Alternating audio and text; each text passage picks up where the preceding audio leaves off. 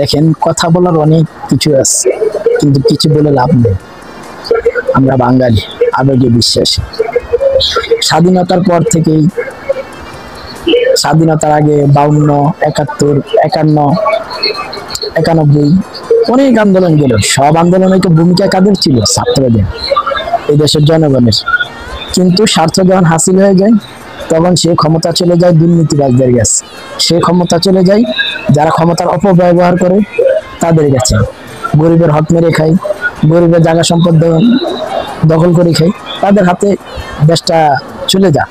কিন্তু মূলত যারা আন্দোলন করে, কি উদ্দেশ্যে আন্দোলন করতেছে, কেন আন্দোলন করতেছে, কাদের জন্য আন্দোলন করতেছে, এসবগুলো জানা কোনো প্রয়োজনই মনে করে না। তাই আমি চাই, অতীতে যা গেছে গেছে, আপনারা পরিবর্তন হন, আপনারা সামনে, আপনারা সচেতন হন, নতুন প্রজন্মদেরকে একটা সুযোগ করে দেন। ইনশাল্লাহ তারা আগামীতে নেতৃত্ব দিবে, আপনারা যদি তাদের পাশে থাকেন, এবং তারা দেখে দিবে।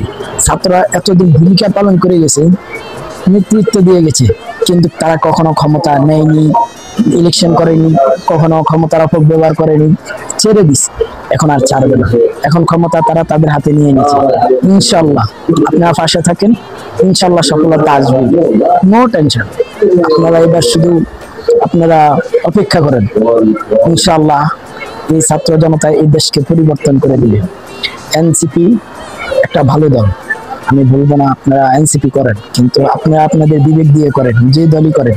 জামাত আছে, নতুন নতুন যে কোনো দল করেন। স্বাধীনতার পর থেকে আওয়ামী লীগ, বিএনপি, আওয়ামী লীগ, বিএনপি, আওয়ামী লীগ, মুদ্রায় পিট আর কত দেখবেন?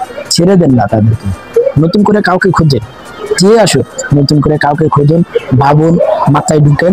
এই জনগণ, আপনারা যদি পরিবর্তন না হন, এই দেশ কখনো পরিবর্তন হবে না। ওই পরে গোলামি করে যেতে হবে, ভারতের গোলামি করে যেতে হবে, এটাই। এছাড়া এর থেকে বাইরে কিচ্ছু হবে না, আমাদের কোনো পরিবর্তনই হবে না। তাই আমি বলবো, আমরা সচেতন হই, সুন্দর একটা দেশ গড়ার লক্ষ্যে আমরা আমাদের যে বিবেক জ্ঞান এগুলোকে খাটিয়ে আমরা একটা সুন্দর রাজনীতি এবং নতুন প্রজন্ম বা নতুন কোনো দলকে আমরা, যোগ্য লোকদেরকে আমরা ভোট দিয়ে নির্বাচিত করে আগামীতে সংসদে দেখতে চাই।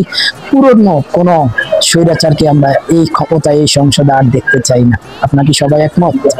যদি একমত হয় তাহলে আমার সাথে কমেন্ট বক্সে জানাবেন, আর যদি একমত না হন তাহলে জয় বাংলা আর জয় বিএনপি করতে থাকেন, আর টুকির ভিতরে বাস নিতে থাকেন। এর থেকে ভালো কিছু আমার বলার নেই। খোদা হাফেজ, জিন্দাবাদ।